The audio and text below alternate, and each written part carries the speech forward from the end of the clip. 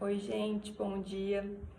Hoje vim aqui trocar uma ideia com vocês sobre o que vocês entendem por problema em terapia.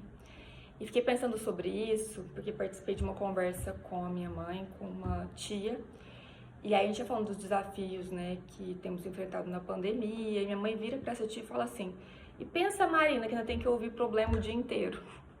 E aí eu fiquei me perguntando, né, assim, será que o meu trabalho é ouvir problema o dia inteiro? Que isso é algo que a gente fala muito, né, entre psicólogos, terapeutas. Brincamos com essa ideia um tempo atrás num post, né, do dia que o Pedro se deu conta que o trabalho dele seria ouvir problemas o dia inteiro. E aí eu comecei a prestar bem atenção. Falei, essa semana eu vou fazer um experimento, né?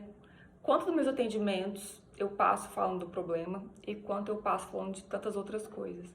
E aí foi muito surpreendente, né? Não que eu não soubesse, mas acho que me dá conta, assim, da concretude, do tamanho que essas outras coisas que participam da terapia ocupam bem mais o nosso tempo do que as conversas sobre o problema, né? Então, como, mesmo chegando com uma pontuação, com uma demanda específica, né?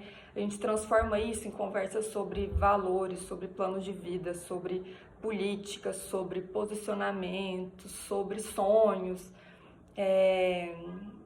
E aí vou trazer aqui como exemplo, né, uma conversa com um cliente que eu tive semana passada, em que ele chega na terapia com uma questão de se ver no limbo. Ele se vê no limbo entre o lugar que ele estava, no profissional, no lugar que ele quer chegar, e sem saber muito o que fazer nesse meio do caminho.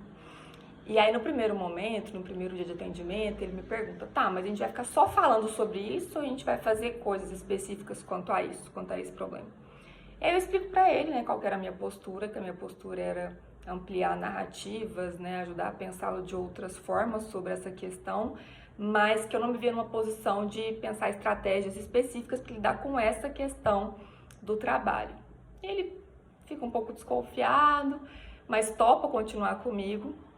E aí agora, 5 semanas depois, a gente já caminhou por lugares completamente imprevisíveis, que não tem nada a ver, ou que estão para além dessa ideia, né, ou desse lugar que ele se vê no limbo. E aí nesse momento a gente começa a conversar, né, a partir das histórias familiares, das histórias dele com o trabalho, da formação dele, do lugar dele como um homem hétero, de como como essas posições que ele ocupam também contribuem para esse limbo que ele está vivendo, para a construção do problema, e como cada um desses tópicos abre conversas extremamente ricas, potencialmente transformadoras. Gente, a Juju quer participar do vídeo, pode ser que apareça um gatinho aqui. E aí eu fiquei pensando muito sobre isso, né? Eu fiquei pensando, gente, se meu trabalho fosse só ouvir o problema o tempo inteiro, em todos os atendimentos, eu acho que ele não seria sustentável, eu acho que a gente ia adoecer, acho que a gente não conseguiria sair do lugar, a gente não teria perspectiva. Então, a minha resposta, né, para minha própria pergunta, será que meu trabalho é ouvir problemas? Eu diria que não.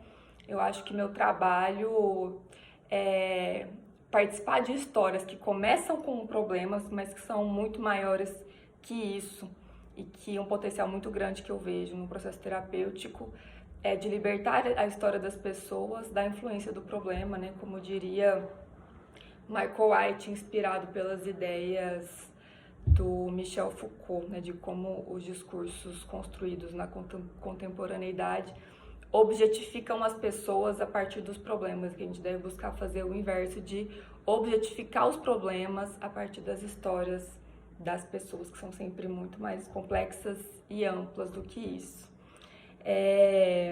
Então, acho que meu convite para vocês essa semana sobre esse tema é isso, né? Como a gente busca conversar com o cliente, sustentando uma atenção de nunca perder a demanda ou o problema pontual de vista, mas também de conseguir ao mesmo tempo desconfiar da centralidade dele, né? Eu brinco que é menosprezar um pouquinho o problema para ver o que surge a partir daí, que outras histórias a gente pode construir com os clientes quando a gente faz esse movimento. Também pensei nisso porque estava lendo um artigo do Peter Rober essa semana, e o próximo post eu vou compartilhar um trecho em que ele lindamente descreve um atendimento e um encontro com uma pessoa que tinha uma desconfiança muito grande da terapia por conta de um terapeuta que ficou muito preocupado em resolver o problema dela e não prestou atenção na história como um todo. Fomos interrompidos por Juju, agora pelo interfone, mas acho que eu consegui passar a ideia. A gente segue conversando. Um beijo e até a próxima.